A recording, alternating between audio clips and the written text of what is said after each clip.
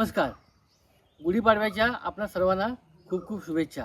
गायकवाड साहेब, आज गुढीपाडव्यानिमित्त तुम्ही तुमच्या प्लॉटचं भूमिपूजन केलं, लवकरच घर बांधायला सुरुवात करणार आहेत.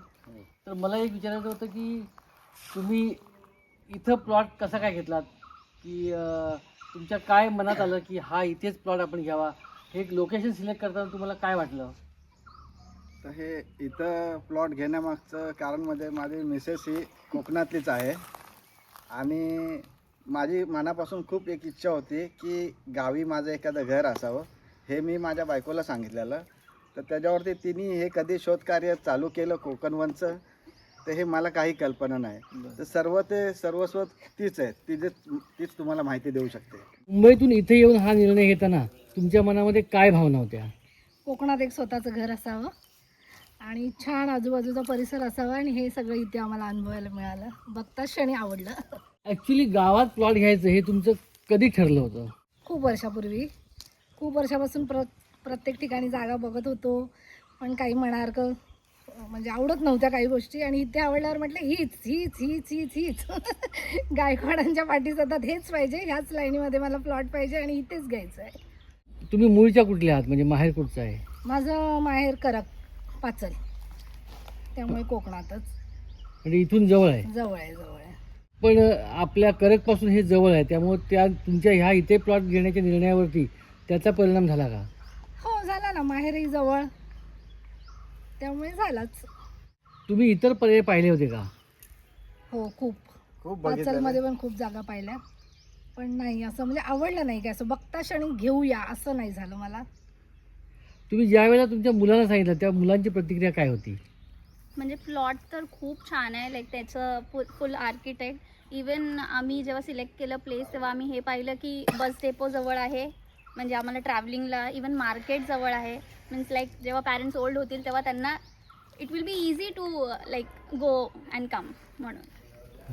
तुमच्या छोट्या कन्येला काय वाटलं? मला तर खूप खुशी झालेली की माझे मम्मी पप्पा घर घेत आहेत करून. तुम्ही कोकणात कधी येता? गणपती मे महिना दोन याच्यामध्ये येतो आईकडे माहेरी. साहेब, तुमचं गाव कोणतं आहे? माझं गाव तर सोलापूर आहे, कुर्डुवाडी. पण तिथं कधी आम्ही वर्षातून एकदा जातो. ते आमच्या कुलदेवतेची जी यात्रा असते त्यावेळेलाच आम्ही जातो फक्त. आणि ते पण जाणं कसं फॅमिली सकट होत नाही. ते मुलांची एक्झाम असते आणि ते यात्रा असते, तर त्यामुळे आम्ही चुलत भावंड जातो किंवा मी एकटा जातो किंवा मिसेसलाच घेऊन जातो, असं आहे.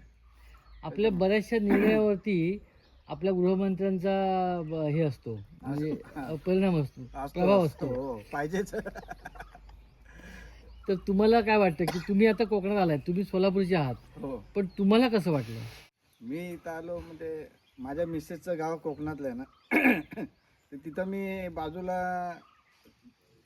आम्ही जातो, गणपतीतून जातो किंवा मेमधून जातो. तर तिकडचं ते निसर्गरम्य वातावरण मला खूप छान वाटतं. म्हणून बोललो आपण पण घ्यावं, तर अशा ठिकाणी घ्यावं तिथं निसर्गरम्य वातावरण असेल. ते ठिकाण मला ते खूप आवडतं. म्हणून मी आपल्या कोकणामध्ये एक माझी खूप इच्छा होती की एक स्वतःची वास्तू असावी, म्हणून मी ते इथं घेतले. कोकण भूमी डेव्हलपर्सचा अनुभव कसा आहे? हे कोकण भूमी डेव्हलपरचा अनुभव म्हणजे कसं, माझी मिसेसनी ते मला दाखवलं तेव्हा ते मला आवडलं. तर तेव्हा मी तिला बोललो की बाबा जे काय तुला बघायचं आहे ते तू बघ, मग आपण पुढचं प्रोसिजर करू. हे पुढचं तुम्हाला माझी मिसेस सांगू शकते. तुम्ही कुठे बघितलं? मी फेसबुकवर बघितलं, लांजा कोकण भूमी डेव्हलपर आणि मुंबईकरांना हक्काचं घर. म्हटलं लांजा, मग चला आपल्या इकडचंच आहे तर आपण बघूया करून. मग सतत रील बघणं वगैरे ते चालू होतं आणि मग त्याच्यातनं म्हटलं की नाही घ्यायचं.